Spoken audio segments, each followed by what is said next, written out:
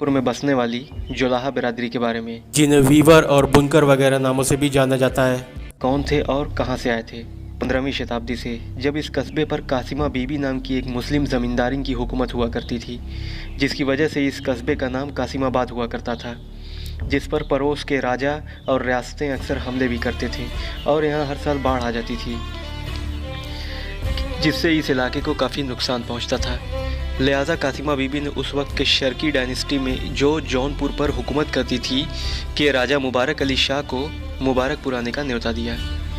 राजा मुबारक शाह मुबारकपुर आए और यहाँ होने वाले हमलों को रोका और हर साल आने वाली बाढ़ का भी इंतज़ाम किया और इस कस्बे का नाम कासिमाबाद से बदलकर मुबारकपुर रखा और यहाँ तमाम बिरादरियों को बुलाकर बसाया है, जिसमें एक बिरादरी जोलाहा भी थी। इन जोलाहों से राजा मुबारक शाह ने कहा कि तुम्हारा काम बुनकरी है और आज से तुम्हें ये काम करना है।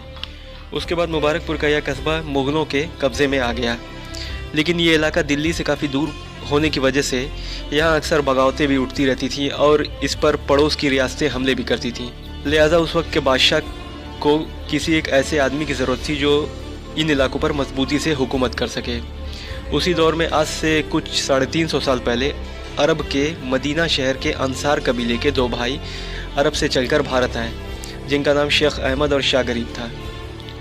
उस वक्त के बादशाह ने इनाम के तौर पर इन्हें इसी मुबारकपुर कस्बे के पास 4 गांव की जागीर बदम के तौर पर दी और इन्हें ये जिम्मेदारी सौंपी कि अगर आप लोग मुबारकपुर पर आसपास से होने वाले हमलों को रोक देंगे तो ये सारे इलाके आपको दे दिए जाएंगे। उसके बाद इन दोनों भाइयों ने एक फ़ौज बनाई और आसपास के सारे इलाके, जिसमें मुबारकपुर और सैकड़ों स्टेटें थीं, को बहुत ही बहादुरी से जीत लिया।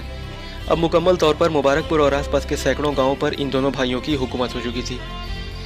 बड़े भाई शेख अहमद ने चकिया नाम का एक गांव बसाया और छोटे भाई ने अमिलो नाम का एक गांव बसाया।